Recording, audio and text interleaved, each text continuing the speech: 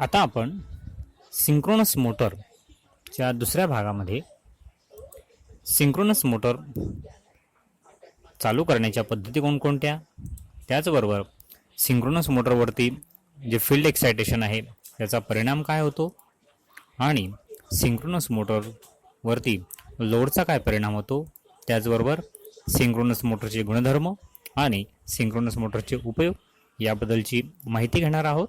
चला तर मग बघूया सिंक्रोनस मोटर.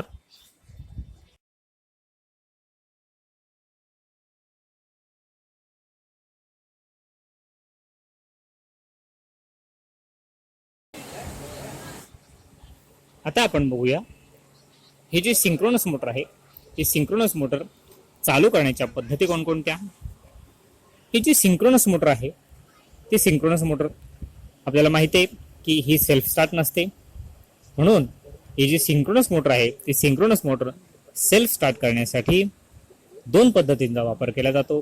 पहिली पद्धत म्हणजे पोनी मोटरच्या साहाय्याने आणि दुसरी पद्धत म्हणजे इंडक्शन मोटर म्हणून. तर पहिलीची पद्धत आहे पोनी मोटरच्या साहाय्याने सिंक्रोनस मोटर सेल्फ स्टार्ट करणे. ही जी मोटर आहे या पद्धतीमध्ये दुसरी एक थ्री फेज इंडक्शन मोटर ही सिंक्रोनस मोटरच्या शाफ्टला कपलिंग करून बसवली जाते. पोनी मोटरच्या साहाय्याने सिंक्रोनस मोटर सेल्फ स्टार्ट करत असताना दुसरी एक थ्री फेज इंडक्शन मोटर घेऊन ती सिंक्रोनस मोटरच्या शाफ्टला कपलिंग करून बसवली जाते. ही जी इंडक्शन मोटर आपण वापरतो याच इंडक्शन मोटरला आपण पोनी मोटर असं म्हणतो. ही जी पोनी मोटर आहे त्या पोनी मोटरचे पोल हे सिंक्रोनस मोटरच्या पोलपेक्षा 2 पोलने कमी असतात. पोनी मोटरचे पोल हे सिंक्रोनस मोटरच्या पोलपेक्षा 2 पोलने कमी असतात. पोनी मोटरला सुरुवातीला आपण थ्री फेज सप्लाय देऊन फिरवलं जातं. जी पोनी मोटर आहे त्या पोनी मोटरला सुरुवातीला थ्री फेज सप्लाय देऊन फिरवलं जातं आणि सिंक्रोनस मोटरच्या रोटरवरील फील्ड पोलला डीसी सप्लाय दिला जातो. सुरुवातीला पोनी मोटरला थ्री फेज सप्लाय देऊन फिरवलं जातं आणि नंतर सिंक्रोनस मोटरच्या रोटरवरील फील्ड पोलला डीसी सप्लाय दिला जातो आणि सिंक्रोनस मोटरच्या स्टेटरला देखील थ्री फेजचा सप्लाय दिला जातो. या ठिकाणी स्टेटर पोल आणि रोटर पोल यामध्ये मॅग्नेटिक लॉकिंग होऊन सिंक्रोनस मोटरचा जो रोटर आहे तो रोटर सिंक्रोनस स्पीडने फिरू लागतो आणि त्यानंतर जी पोनी मोटर आहे त्या पोनी मोटरचा सप्लाय हा बंद केला जातो. अशा पद्धतीने पोनी मोटरच्या साहाय्याने ही जी सिंक्रोनस मोटर आहे ती सेल्फ स्टार्ट करता येते. त्यानंतर दुसरा जो प्रकार आहे तो म्हणजे इंडक्शन मोटर म्हणून किंवा डॅम्पर वाइंडिंग पद्धत. ही जी इंडक्शन मोटर पद्धत आहे किंवा डॅम्पर वाइंडिंग पद्धत आहे या पद्धतीमध्ये सिंक्रोनस मोटरचा जो रोटर आहे त्या रोटरवर फील्ड पोलच्या पोल शूवर एक जाड छिद्र पाडून त्या छिद्रांमध्ये कॉपरचे जाड कंडक्टर बसवले जातात. कॉपरचे जाड कंडक्टर बसवले जातात आणि हे कंडक्टर दोन्ही बाजूने एका रिंगने शॉर्ट केले जातात. यालाच आपण डॅम्पर वाइंडिंग असं म्हणतो. ही जी डॅम्पर वाइंडिंग पद्धत आहे या पद्धतीमध्ये सिंक्रोनस मोटरच्या रोटरवर जे फील्ड पोल आहेत त्याच्या पोल शूवर एक छिद्र पाडून त्या छिद्रांमध्ये कॉपरचे जाड कंडक्टर बसवले जातात आणि हे कंडक्टर दोन्ही बाजूने एका रिंगने शॉर्ट केले जातात आणि यालाच आपण डॅम्पर वाइंडिंग असं म्हणतो. ज्यावेळेस आपण सिंक्रोनस मोटरच्या स्टेटरला थ्री फेजचा सप्लाय देतो त्यावेळेस त्या स्टेटरमध्ये रोटेटिंग मॅग्नेटिक फील्ड हे तयार होत असतं. ज्यावेळेस आपण सिंक्रोनस मोटरच्या स्टेटरला थ्री फेजचा सप्लाय देतो त्यावेळेस त्या स्टेटरमध्ये रोटेटिंग मॅग्नेटिक फील्ड तयार होतं आणि हे फील्ड ती जी डॅम्पर वाइंडिंग आहे त्या डॅम्पर वाइंडिंगकडून कापलं जातं. डॅम्पर वाइंडिंगकडून ते फील्ड कापलं गेल्यामुळे त्या डॅम्पर वाइंडिंगमध्ये एडी करंट निर्माण होऊन तो वाहू लागतो आणि या एडी करंटमुळे जो सिंक्रोनस मोटर आहे त्या सिंक्रोनस मोटरचा रोटर हा स्क्विरल केज रोटर सारखा कार्य करतो आणि ही मोटर इंडक्शन मोटर सारखी फिरायला सुरुवात होते. ज्यावेळेस सिंक्रोनस मोटरचा रोटर सिंक्रोनस स्पीडला येतो त्यावेळेस मोटरच्या फील्डला एक्सायटर मार्फत डीसी सप्लाय दिला जातो. ज्यावेळेस सिंक्रोनस मोटरचा रोटर सिंक्रोनस स्पीडला येईल त्यावेळेस मोटरच्या फील्डला एक्सायटर मार्फत डीसी सप्लाय दिला जातो आणि त्यामुळेच सिंक्रोनस मोटरचे पोल आणि रोटरचे पोल यामध्ये मॅग्नेटिक लॉकिंग होतं आणि जो रोटर आहे तो रोटर सिंक्रोनस स्पीडने फिरायला सुरुवात होते. यामुळेच स्टेटर स्पीड आणि रोटर स्पीड यामध्ये रिलेटिव्ह स्पीड राहत नाही. त्यामुळेच डॅम्पर वाइंडिंग कडून स्टेटरचे रोटेटिंग मॅग्नेटिक फील्ड हे कापले देखील जात नाही. त्यामुळे डॅम्पर वाइंडिंग मधून एडी करंट देखील या ठिकाणी वाहत नाही. अशा या दोन पद्धती सिंक्रोनस मोटर सेल्फ स्टार्ट करण्यासाठी या ठिकाणी वापरल्या जातात. पहिली पद्धत आपण बघितली पोनी मोटरच्या साहाय्याने आणि दुसरी पद्धत आहे इंडक्शन मोटर म्हणून किंवा डॅम्पर वाइंडिंग पद्धत.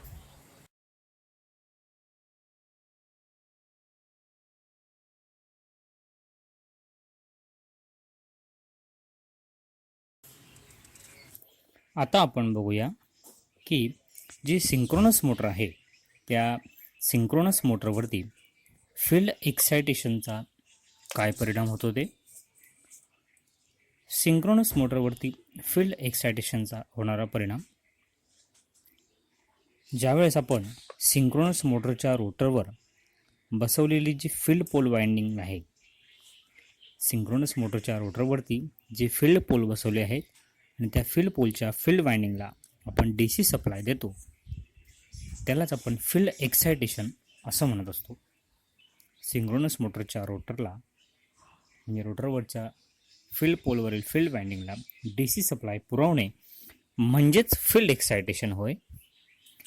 सिंक्रोनस मोटरवरील जो मेकॅनिकल लोड आहे तो स्थिर ठेवून एक्सायटेशन व्होल्टेजमध्ये जर आपण बदल केला तर त्या फील्डच्या चुंबकीय रेषा देखील बदलतात. सिंक्रोनस मोटरवरील मेकॅनिकल लोड जर आपण स्थिर ठेवला आणि त्याच्या एक्सायटेशन व्होल्टेजमध्ये जर आपण बदल केला तर फील्डच्या चुंबकीय रेषा देखील त्या ठिकाणी बदलतात. जर आपण एक्सायटेशन व्होल्टेज वाढवलं तर फील्डच्या चुंबकीय रेषा वाढतात. फील्डला बाहेरून फिरवलं असल्याने त्या फील्डच्या ज्या चुंबकीय रेषा आहेत त्या चुंबकीय रेषा या फिरत्या असतात. फील्डला आपण बाहेरून फिरवलेलं असल्याने फील्डच्या चुंबकीय रेषा या फिरत्या राहतात आणि ह्या फिरत्या चुंबकीय रेषा स्टेटर वाइंडिंगकडून कापल्या जातात. फील्डच्या ज्या चुंबकीय रेषा असतात त्या फिरत्या असतात आणि त्या फिरत्या असल्यामुळे त्या स्टेटर वाइंडिंगकडून कापल्या जातात आणि स्टेटर वाइंडिंगमध्ये देखील EMF हा निर्माण होतो. त्या स्टेटर वाइंडिंगमध्ये निर्माण झालेला EMF हा स्टेटरच्या सप्लाय व्होल्टेजला विरोध करतो. त्यामुळे त्या ठिकाणी बॅक EMF निर्माण होतो. त्या ठिकाणी निर्माण झालेला जो बॅक EMF आहे हा बॅक EMF फील्ड एक्सायटेशनचा जो करंट आहे त्या फील्ड एक्सायटेशनच्या करंटवरती अवलंबून असतो. आपण एक्सायटेशनचा जर करंट वाढवला तर फील्डच्या चुंबकीय रेषा वाढतात आणि बॅक EMF देखील वाढतो. आणि जर आपण एक्सायटेशनचा करंट जर कमी केला तर चुंबकीय रेषा देखील कमी होतात आणि बॅक EMF देखील कमी होतो. ज्यावेळेस आपण स्टेटरला दिलेला सप्लाय व्होल्टेज आणि बॅक निर्माण झालेला बॅक EMF हे जेव्हा सारखेच होतील त्यावेळेस त्या ठिकाणी 100% एक्सायटेशन होते. त्या एक्सायटेशनला 100% एक्सायटेशन असं म्हणतात. ज्यावेळेस स्टेटरला दिलेला सप्लाय व्होल्टेज आणि निर्माण झालेला बॅक EMF हे दोघंही जेव्हा सारखे असतील तेव्हा त्या ठिकाणी जे एक्सायटेशन होतं त्याला आपण 100% एक्सायटेशन असं म्हणत असतो. ज्यावेळेस स्टेटरला दिलेला सप्लाय व्होल्टेज हा बॅक EMF पेक्षा जास्त असेल, म्हणजे स्टेटरला दिलेला सप्लाय व्होल्टेज हा जास्त असेल आणि निर्माण झालेला बॅक EMF जर कमी असेल तर त्याला आपण अंडर एक्सायटेशन म्हणतो. आणि ज्यावेळेस बॅक EMF हा सप्लाय व्होल्टेजपेक्षा जास्त असेल आणि बॅक EMF जास्त आणि सप्लाय व्होल्टेज जर कमी असेल तर त्याला आपण ओव्हर एक्सायटेशन असं म्हणत असतो. जो सिंक्रोनस मोटर आहे त्या सिंक्रोनस मोटरवरचा मेकॅनिकल लोड कायम असताना हे जे तिन्ही प्रकारचे जे एक्सायटेशन आहे, अंडर एक्सायटेशन, ओव्हर एक्सायटेशन आणि 100% एक्सायटेशन, त्या एक्सायटेशनचा परिणाम मोटरच्या पॉवर फॅक्टरवरती होत असतो. ज्यावेळेस 100% एक्सायटेशन असतं, 100% एक्सायटेशन असताना जी मोटर आहे त्या मोटरचा पॉवर फॅक्टर हा युनिटीच्या जवळपास असतो. म्हणजे त्या ठिकाणी सप्लाय व्होल्टेज आणि बॅक EMF हा सारखा असतो. त्यामुळे त्या ठिकाणी असलेला जो पॉवर फॅक्टर आहे हा पॉवर फॅक्टर हा युनिटीच्या जवळपास असतो. ज्यावेळेस अंडर एक्सायटेशन असतं, अंडर एक्सायटेशन असताना मोटरचा पॉवर फॅक्टर हा लॅगिंग असतो, तर ओव्हर एक्सायटेशन असताना मोटरचा पॉवर फॅक्टर हा लीडिंग असतो. आता आपण बघू शकतो की ज्यावेळेस मोटरवरचा लोड कायम आहे आणि जर आपण फील्ड एक्सायटेशनमध्ये बदल केला, जर आपण त्या ठिकाणी निर्माण होणाऱ्या लॉसेसकडे दुर्लक्ष केलं तर मोटरचा इनपुट हा कायम असतो. त्यामुळे त्या ठिकाणी जो करंट आहे, करंट I आहे हा या ठिकाणी स्थिर असतो. सप्लाय व्होल्टेज V आणि बॅक EMF EB यांची जी व्हेक्टर बेरीज आहे त्या व्हेक्टर बेरीजच्या व्हेक्टरच्या तो काटकोनात असतो. आता आपण या ठिकाणी आकृती बघू शकतो. फिगर क्रमांक A, B आणि C या 3 स्थिती दाखवल्या आहेत. फिगर क्रमांक A मध्ये अंडर एक्सायटेशन, B मध्ये 100% एक्सायटेशन आणि C मध्ये ओव्हर एक्सायटेशनची जी स्थिती असते ती स्थिती दाखवली आहे. आपण आता आकृती क्रमांक Bचा अभ्यास करू. ज्यावेळेस बॅक EMF आणि सप्लाय व्होल्टेज हे दोघं सारखे असतात, म्हणजे EB बॅक EMF आणि V म्हणजे सप्लाय व्होल्टेज हे जेव्हा सारखे असतात तेव्हा त्यांचा जो परिणामी व्हेक्टर आहे तो परिणामी व्हेक्टर ER आणि करंट I याच्यामध्ये 90 अंशाचा कोन असतो. आणि त्या ठिकाणी 100% एक्सायटेशन असताना सप्लाय व्होल्टेज V आणि करंट I यांच्यामध्ये जवळपास 0 अंशाचा कोन होतो. त्यामुळे cos 0 इज इक्वल टू त्याची व्हॅल्यू असते 1. म्हणून या ठिकाणचा जो पॉवर फॅक्टर आहे हा पॉवर फॅक्टर युनिटीच्या जवळपास असतो. आता आपण बघू आकृती क्रमांक A म्हणजे अंडर एक्सायटेशनला स्थिती कशी असते.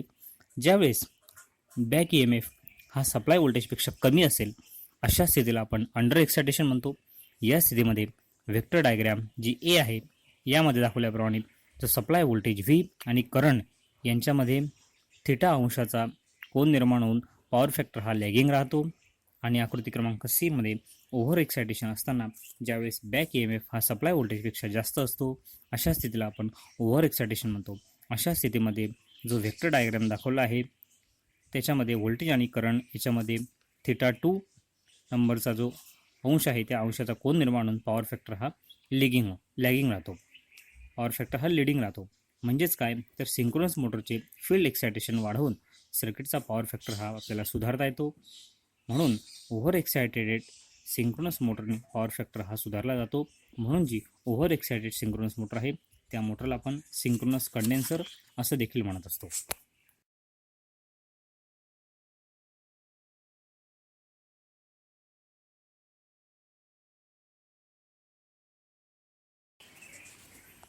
आता आपण बघूया जी सिंक्रोनस मोटर आहे त्या सिंक्रोनस मोटरवरती लोडचा परिणाम काय होतो ते.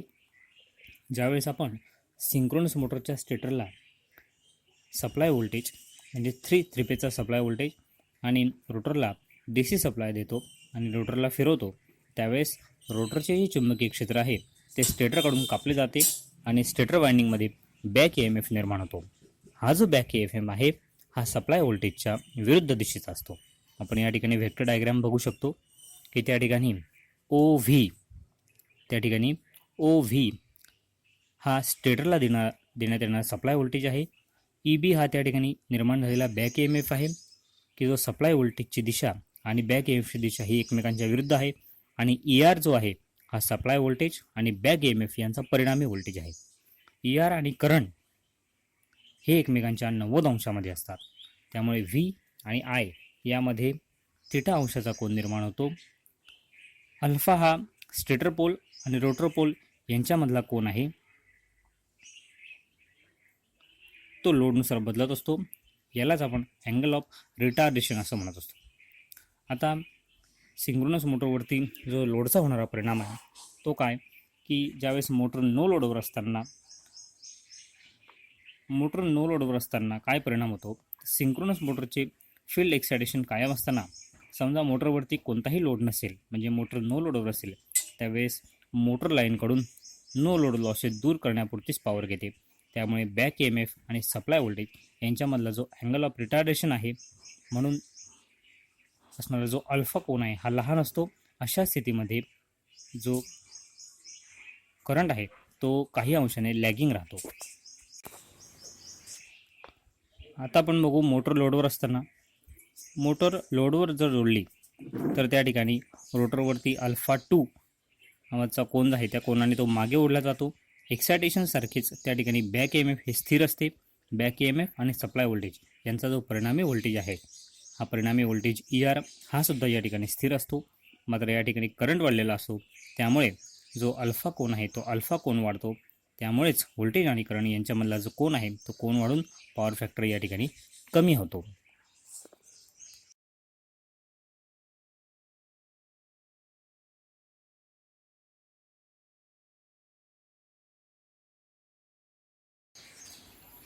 आता आपण बघूया जी सिंक्रोनस मोटर आहे त्या सिंक्रोनस मोटरचे गुणधर्म कोणते कोणते?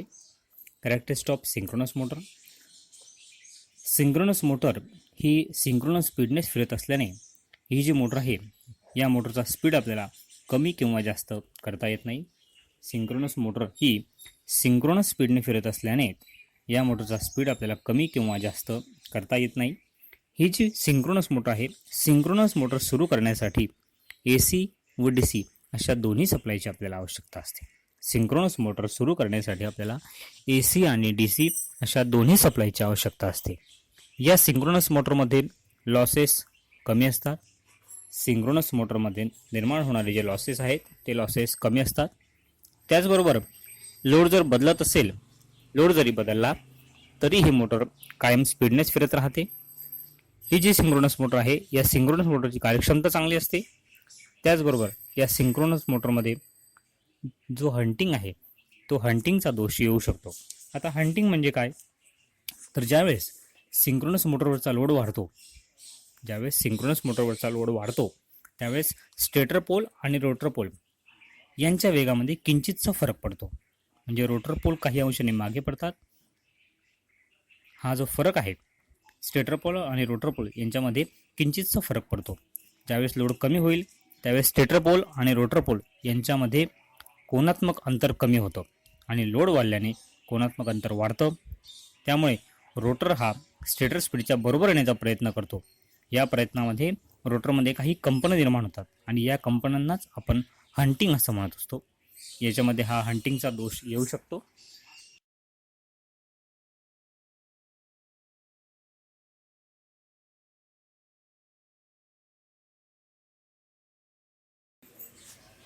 आता आपण बघूया की जी सिंक्रोनस मोटर आहे त्या सिंक्रोनस मोटरचा उपयोग कुठे कुठे होतो.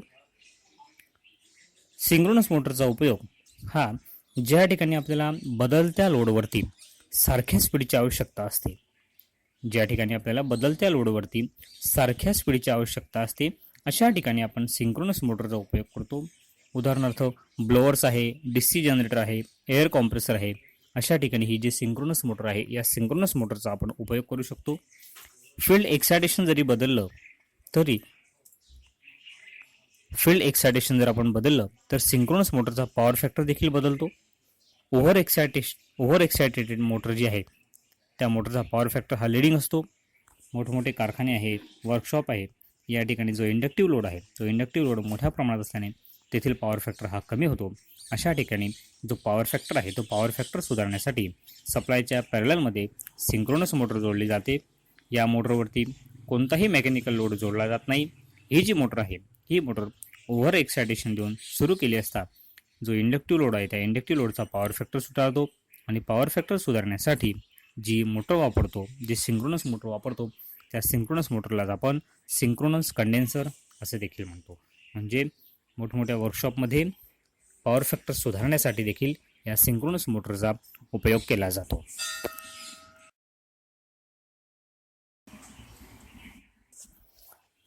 आज या ठिकाणी आपण जे सिंक्रोनस मोटर आहे त्या सिंक्रोनस मोटरबद्दल थोडक्यात माहिती घेतली.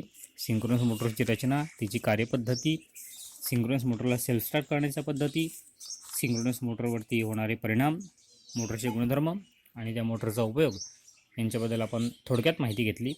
नमस्कार.